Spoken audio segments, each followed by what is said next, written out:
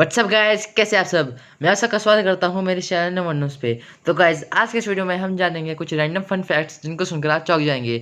और इस वीडियो में बताए जाने वाले ज़्यादातर फैक्ट्स आपको पता भी नहीं होंगे, इसलिए आज के इस वीडियो को पूरा देखना। और इस वीडियो को शुरू करने से पहले मैं आप सबको एक बात और बता दूँ कि सबसे पहले आप मेरे इस चैनल को कर दीजिए सब्सक्राइब और बेल आइकन दबाना ना भूलिए, ताकि इस चैनल पर अपलोड होने वाली सभी वीडियोज़ की नोटिफिकेशन आपको सबसे पहले मिल जाए। और एक बात और है, इस वीडियो को लास्ट तक देखने के बाद आपकी हालत कुछ ऐसी होगी।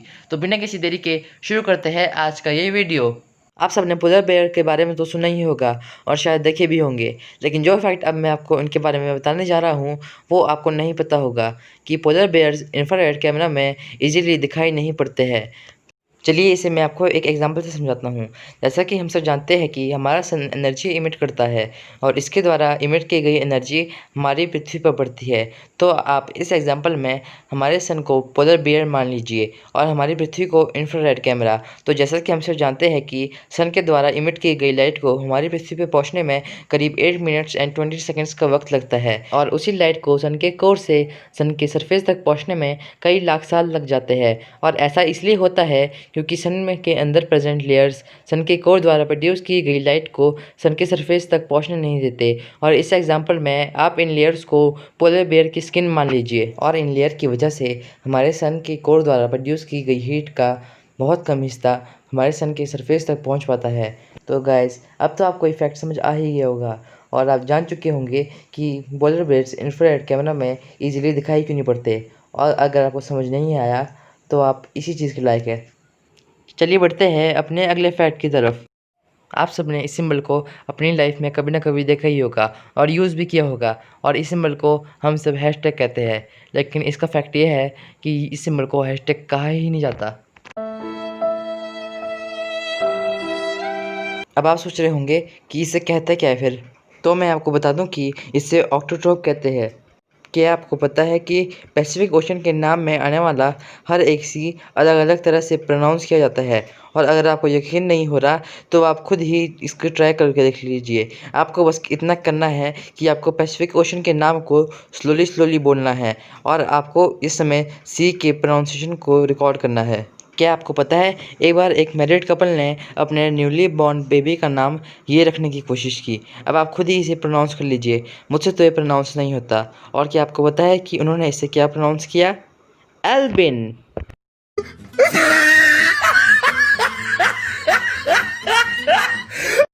क्या आपको पता है कि साइंटिस्ट ने स्पेस में एक ओशन ढूंढ निकाला है जो कि वाटर का बना है। जी, मैं किसी रियलिटी वाले ओशन की बात नहीं कर रहा हूँ, मैं बात कर रहा हूँ उस ओशन की जो स्पेस में वाटर वेपर्स की फॉर्म में प्रेजेंट है।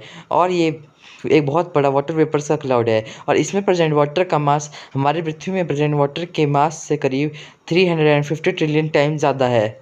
क्या आपको पता है कि जापान में एक ऐसा टेलीफोन है जिससे आप मरे हुए लोगों को कॉल कर सकते हैं, और इसे विंड टेलीफोन कहा जाता है।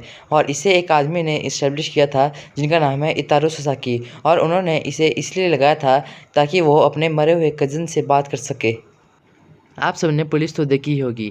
इनका काम होता है शहर में नियम का पालन करवाना और क्रिमिनल्स को पकड़ना। लेकिन जब प्रेसिडेंट को गाड़ी ज़्यादा तेज़ चलाने के लिए अरेस्ट करने की बात आती है तो ज़्यादातर पुलिस वाले तो प्रेसिडेंट को देखकर ही उन्हें सैल्यूट करेंगे। लेकिन एक अमेरिकन पुलिस ऑफिसर जिनका नाम था विलियम वेस्ट, उन्होंने यूएसए के 18 प्रेसिडेंट यूलियस ग्रैंट को इसीलिए अरेस्ट किया क्योंकि वो न्यूयॉर्क की सड़कों पर घोड़े को काफ़ी तेज़ी से दौड़ा रहे थे। इनकी हिम्मत की तो दाद देनी पड़ेगी। आप सब हल्क को तो जानते ही होंगे, वही हल्क जो हर बात पे कहता है डोंट मेक मी एंग्री। लेकिन क्या आपको पता है कि ये हल्क असल में मूवीज़ में ग्रे कलर का होना था, लेकिन बाद में इसके कलर को ग्रीन कर दिया गया क्योंकि ये उसके ऊपर ज़्यादा अच्छी तरह से सूट करता था। तो चलिए बढ़ते हैं आखिरी फैक्ट की तरफ। क्या आपको पता है कि ईयर 1923 में बेलमाउंट के एक रेस ट्रैक पे एक हॉर्स रेस हुई थी जिसमें एक व्यक्ति जिनका नाम था फ्रैंक हेइस, उन्होंने पार्टिसिपेट किया था। और क्या आपको पता है कि वो उस रेस को जीत भी गए, लेकिन मरे हुए।